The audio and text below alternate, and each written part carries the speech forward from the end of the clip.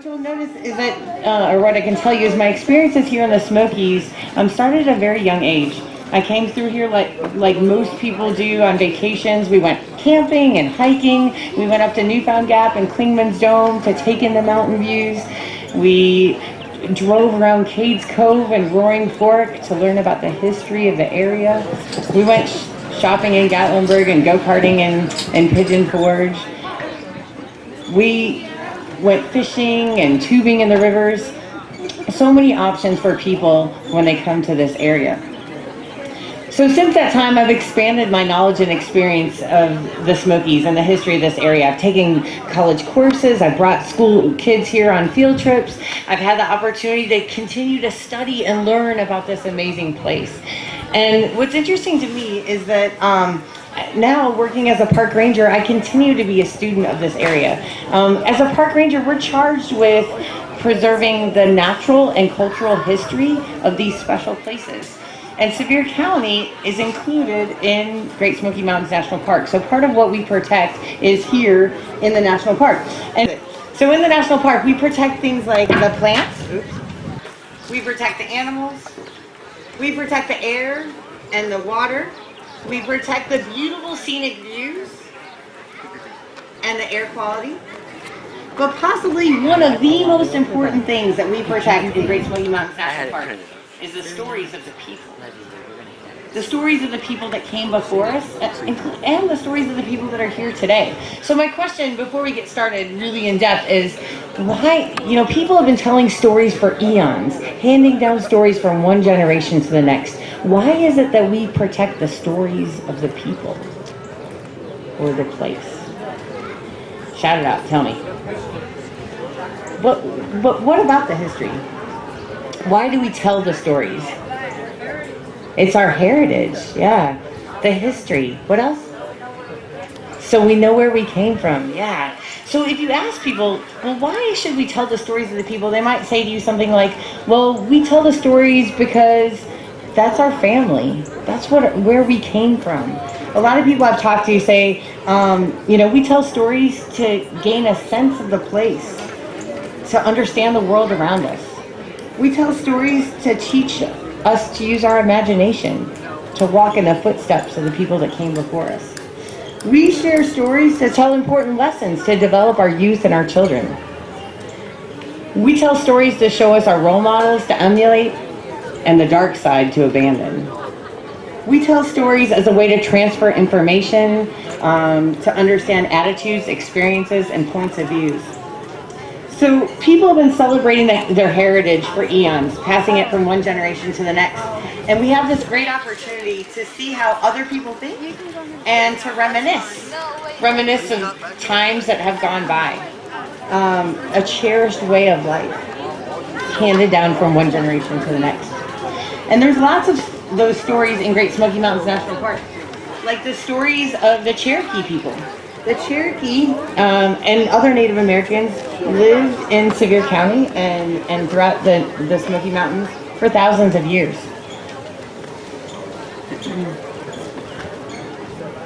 To the Cherokee, they may have regarded these mountains with reverence. They may have thought of them as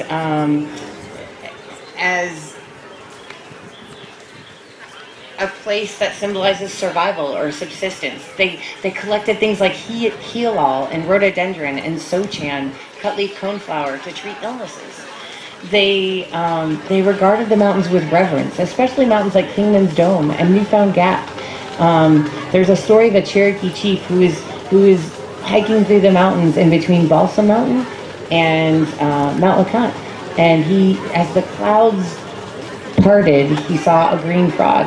And from then on, they referred to the mountains as Wagasili, which means green frog. And that still continues to be celebrated today with the Cherokee people. In the early 1700s, all the way through the mid-1800s, there was smoke that unfurled from the mountains that was not natural. It came from some other group of people that valued these mountains. Can you take a guess who those people were? Europeans. Could have been Europeans, yeah, it was farmers. Cherokee farmers. African American farmers and European farmers The European immigrants came from Germany and Ireland and Scotland. And to them, these mountains may have represented carving their livelihood out of the mountains. They had to find an efficient piece of land where they could farm. And they planted beans and corn together. They milked cows, they raised hogs, they raised chickens, they planted apple trees, not just one type of animal or one type of apple, but over 100 different species of apple trees. They raised their children, they had to cut down trees to build their log homes. So for those early farmers in this area, their culture was passed down from one generation to the next. There's some stories of local people that lived there during that time, and they would tell you that life was pretty difficult. It was not an easy lifestyle, but people really worked together. There's a nice lady in the Sugarlands area of the park of the Trenham family. She talked about her daily life was composed of cooking, washing, ironing, helping in the cornfields even when she was pregnant, hoeing her garden, her milking 2 cows early in the morning and 2 cows early in the evening, sewing, cutting hair.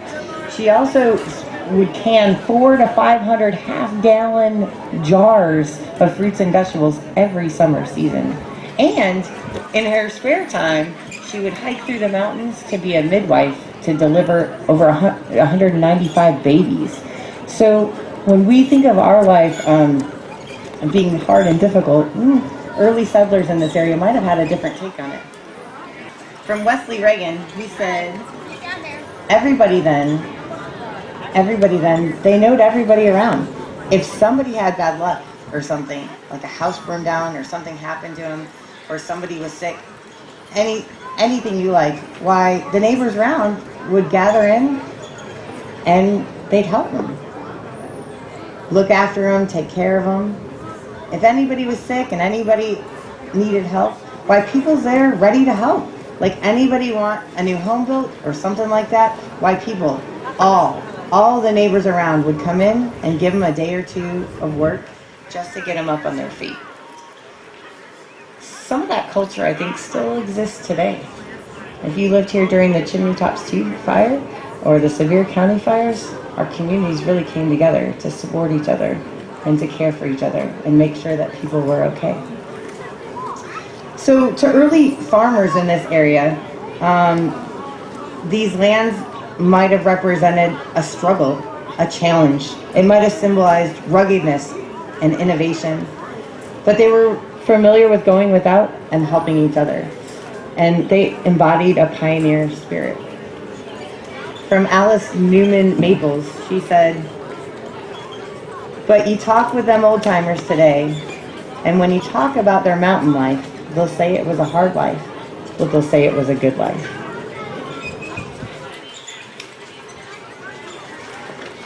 So in the late 1800s and early 1900s, there was a different group of people that came in and found value in these lands. Our mountains had changed quite a bit. If you looked out over the upper elevations in the mountains, you might have found that they were denuded. They were void of trees. There were tree stumps left behind that were 16, 18, 20 feet in diameter. There was a different group of people that found value in this park, possibly monetary value, through the logging companies. And with the logging companies also came the railroads, like the Little River Railroad. Between 1933 and 1942, there was another special group of people that found value in these mountains and that we still tell their stories. Does anybody know who they might have been? Say it loud. Yeah, the Civilian Conservation Corps. So the CCC was a group of men that worked in the mountains between 1933 and 1942. It's pretty safe to say that if we didn't have the CCC, we wouldn't be standing in the national park as we do today. They built over 850 miles of hiking trails, 70 miles of the Appalachian Trail. They carved all the individual stones that were used for the rock walls and the tunnels in the park. They built all the roads.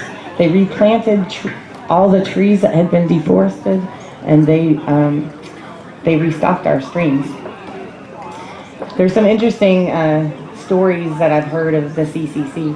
One gentleman said that well, first of all, they made $25 a month, 5 of which they sent home to their family, or $25 a month, 20 of which they sent home to their families, 5 of which they kept for themselves.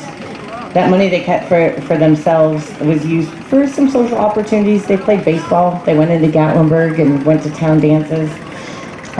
They played baseball and also had some educational opportunities to learn some new skills.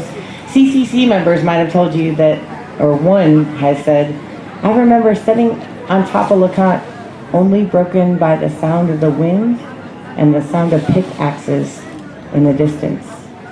Another CCC member said, I remember being young and alive, sheer full of life, rosy-cheeked, full of joy to be young and working in the Great Smoky Mountains. So for members of the CCC, these lands may have represented an opportunity, a way to provide for their family, and hard work. So after the Great Smoky Mountains National Park was established, Park Service officials said it was the finest example of scenic rivers, the diversity of plants and animals, mountains, and ruggedness of anywhere in the southeast. They said it was the best example of diversity, but that it had the richest southern Appalachian culture that we still choose to tell the story of today. Without the sacrifices of all those people before us, before the time of the park's establishment, we wouldn't be here today. There were over 6,600 tracts of land from farmers, early settlers, logging companies, telephone pole companies, people, railroads that sacrificed their lands to establish what's called Great Smoky Mountains National Park. Since that time, we've become the most visited national park in the nation. Now we have 16 million visitors that come to the park each year. They come to hike, they come to bike, they come to camp, they come to backpack, they come to fish, they come to take photos, they come to see wildlife, to play in the snow. But possibly one of the most important things people can still come for today is to hear the stories of the people that came before us, the stories of the land that they're visiting and the people that made those sacrifices so we could be there today. So what's interesting to me, though, is people still find value in these lands. As you walk through the park, each person you talk to will tell you a different reason why they've returned here to the Smokies, or why they're visiting, or why they've lived there their whole life. Some people will say that it represents home, family, a challenge, ruggedness, a livelihood. Today, a scientist may tell you that it represents diversity, the chance to discover something new that's never been discovered by science. A teacher may tell you it's the opportunity to teach a lesson, to pass on a legacy from this generation to the next. A preacher may tell you that it represents a spiritual experience, a closer walk with a higher power. A hiker may tell you it represents ruggedness, pain, challenge, dedication, perseverance, to go past that point where you want to stop and turn back. A soldier may tell you it represents something worth defending, something worth fighting for. To me, the Smokies represent my home. Not because I'm from here, well, now from here, not because I work here, but because something always beckons me to return here. And it's easy for me to claim these mountains as my mountains because no one sees them in exactly the same light or the same way that I see them.